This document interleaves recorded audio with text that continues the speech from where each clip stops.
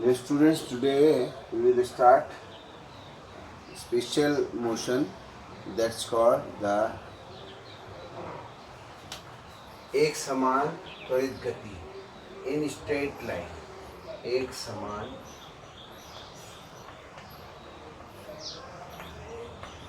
त्वरित गति।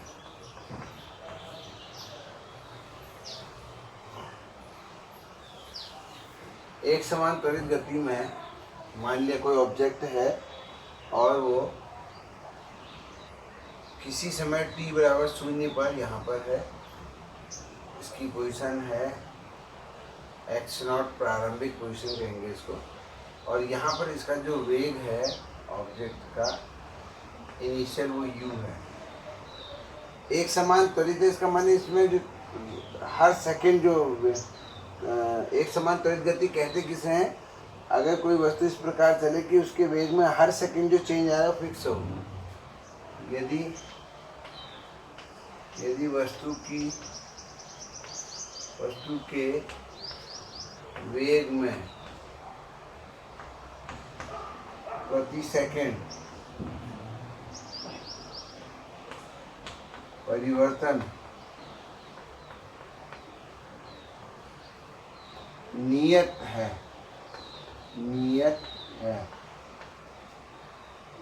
तब उसकी गति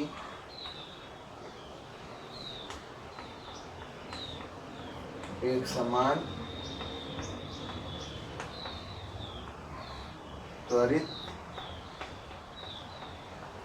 कहलाती है।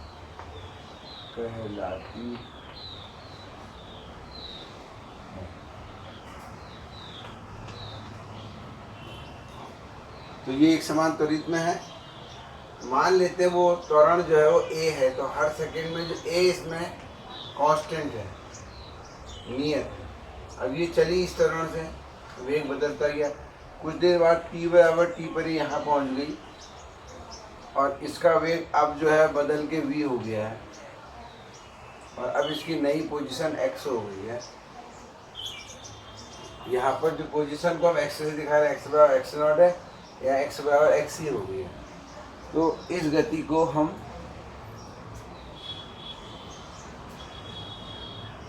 वस्तु का अगर हम vt ग्राफ खींचें, वस्तु का vt ग्राफ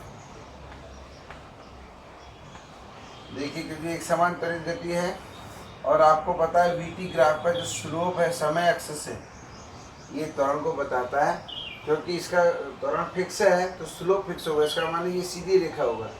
और प्रारंभिक वेग u है तो यहाँ पे ऐसे करके ग्राफ हमने ले लिया। प्रारंभिक वेग u है जब टाइम 0 है और थोड़ी देर बाद जब टाइम t हो गया तो वेग बढ़ के इसका v हो गया। तो इस प्रकार से इस गति को जो मैंने यहाँ पे चित्र में दिखाया उसका ग्राफ ये है।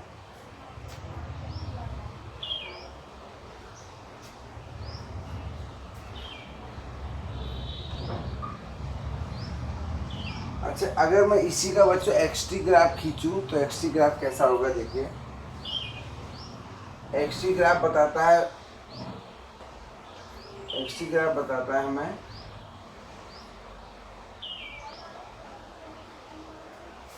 xt ग्राफ क्या बताता है? पोजीशन और टाइम बताता है।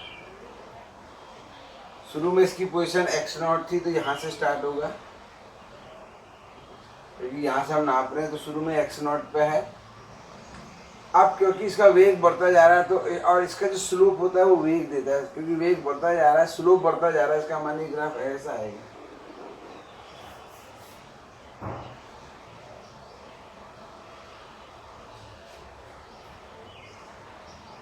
देखिए, स्लोप यहाँ कुछ है, यहाँ पे स्लोप कुछ है। तो यहाँ पे जो स्लोप है वही है u और जो यहाँ पे स्लोप होगा वो है v। स्लोप लगातार बढ़ा, तो xt ग्राफ इस वाले वेग का। और जब टाइम t हो गया बच्चों तो इसकी पोजीशन x हो गई। ये इसका xt ग्राफ होगा। सबसे पहले हम किसी भी ग्राफ को हम खींच पाते हैं, क्या हम उसको लिख पा रहे हैं सही ढंग से, ये बहुत इम्पोर्टेंट है। इसके बाद आता है जब हमने ग्राफ उसका खींच लिया, अब हम एक समान त्वरित गति के समीकरण यहाँ पर निकालेंगे। यही सीन रहेगा हमारा, एक समान त्वरित गति के समीकरण।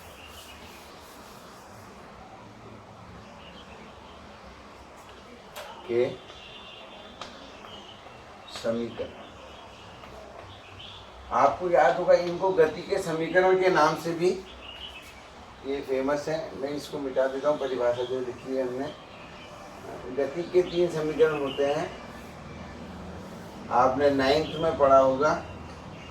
v बराबर u plus A T, S बराबर U T plus half A T square, और वी स्क्वायर बराबर यू स्क्वायर प्लस 2a। ये तीनों जो समीकरण हैं ये एक समान त्वरित गति के हैं।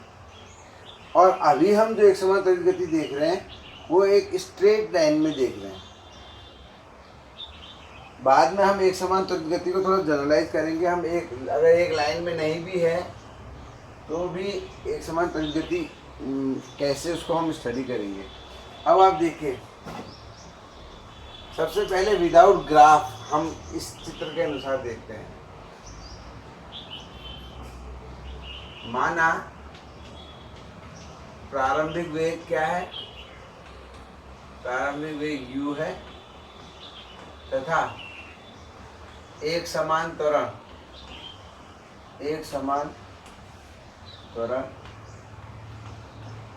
a है। बच्चों, अगर प्रारंभिक वेग u है और त्वरण a है, इसका माने क्या हुआ कि हर सेकंड इसके जो वेग में a का चेंज आ जा रहा है, क्योंकि त्वरण जो है चेंज इन वेलोसिटी होता है। तो अगर वेग u है और त्वरण a है, तो स्टार्टिंग में अगर u है तो ठीक 1 सेकंड बाद क्या हो जाएगा, u प्लस a या u माइनस a, घट भी सकता है। वेग बढ़ रहा है, ये भी एक समान त्वरित हो सकती है, और वेग घट रहा है, ये भी एक समान त्वरित हो सकती है, बशर्ते जो रेट है वो फिक्स रहे, और रेट है ये। तो 1 सेकेंड बाद, 1 सेकेंड पश्चात वेग क्या हो जाएगा,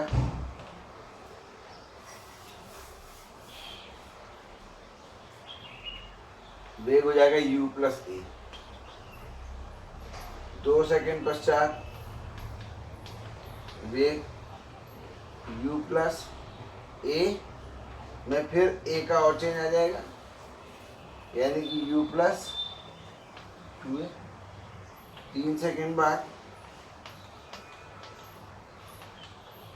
u प्लस 2a में फिर a का और चेंज आ जाएगा, तो हो जाएगा u प्लस 3a। तो t सेकेंड बाद, इसलिए t सेकेंड पश्चात वेग क्या हो जाएगा,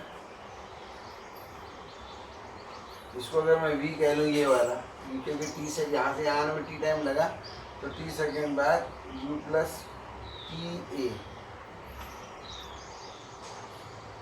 या इसको हम direct u plus A T के नाम से ज़्यादा एक ही चीज़ है।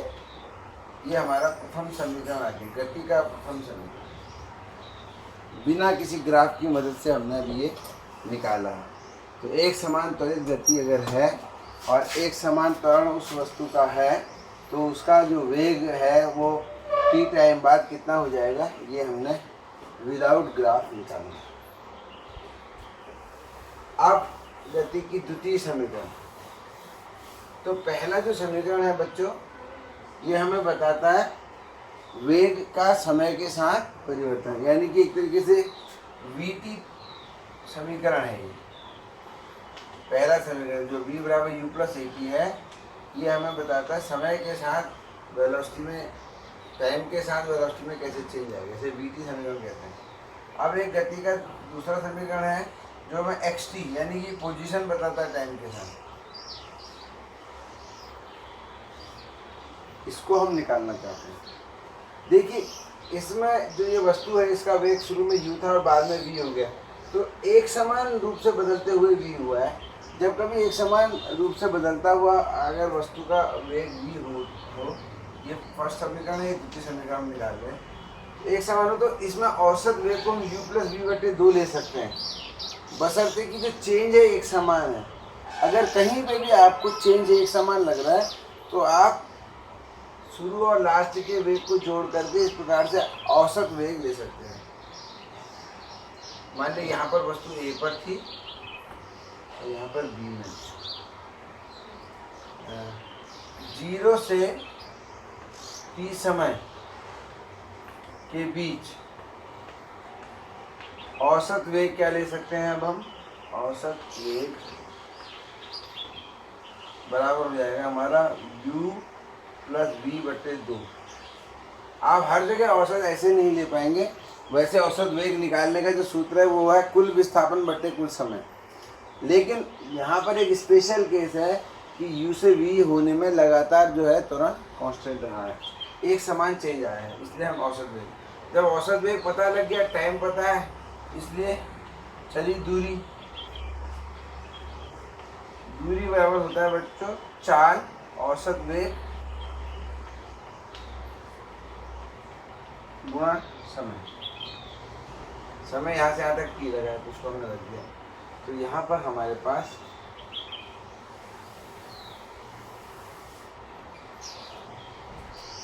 s बराबर आ गया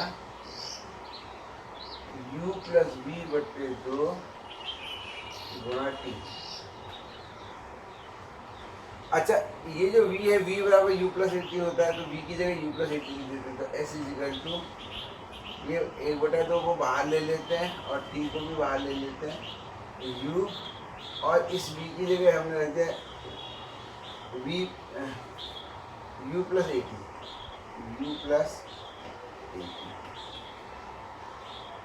अब ये क्या हो गया? देखो 2u हो गया, u और u जुड़ गए तो हाफ t तो बाहर आ गया, 2u प्लस 80। अब इस हाफ का अंदर गुणा कर दें तो इस 2 से 2 को जाएगा तो जाएगा ut, दूरी s बराबर ut प्लस ये हाफ a और t स्क्वायर। देखो इस हाफ t का इसमें भी गुणा होगा, इस हाफ t का इसमें गुणा होगा, तो ये आपका द्वितीय समीकरण आ गया, सेकेंड इक्वेशन आ गई। s बराबर ut प्लस ये जो समीकरण आई हमारी ये वाली,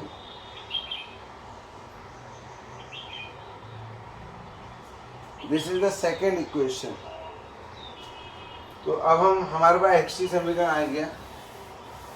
इसका मानना है अगर कोई एक समान त्वरित गति में है तो उसका एक्सी समीकरण ये होगा s बराबर ut plus half at square. इसको आप द्वितीय समीकरण के नाम से जानते हैं। अब रहा हमारा तीसरा समीकरण, थर्ड इक्वेशन। ये है vx समीकरण, यानी कि वेग और समय के साथ, यानी वेग और पोजीशन। जब x नॉट पोजीशन पे था वेग था u, x पोजीशन पे है तो v है। तो किस हिसाब से हम इसको निकालेंगे? देखिए फिर से वहीं पर आ जाता है। s बराबर अभी हमने प्रूव किया था u प्लस वी बटे 2 गुणा t। अब लेकिन हमारे पास एक समीकरण है v बराबर u प्लस at। इससे अगर मैं t निकालूं तो बच्चों u को इधर लाता हूँ, v माइनस u बराबर at, या t बराबर आ जाएगा v minus u upon a। इस मान को मैं इसमें रख देता हूँ t की जगह। s बराबर u plus v upon 2 into v minus u upon a। तो देखिए ये गुणा करके आप जानते हैं v minus u, v plus u क्या हो जाएगा? v plus u, v minus u। ये जो है हम गणित में एक जानते हैं v square minus u square को हम v माइनस u और v प्लस u करते हैं अपॉन 2a। 2a को इधर ले हैं तो v square minus u square बराबर 2as, या v स्क्वायर बराबर u स्क्वायर प्लस 2as। ये हमारी तीसरी समीकरण है। अभी हमने विदाउट कोई ग्राफ यूज करे ये समीकरण निकाली है।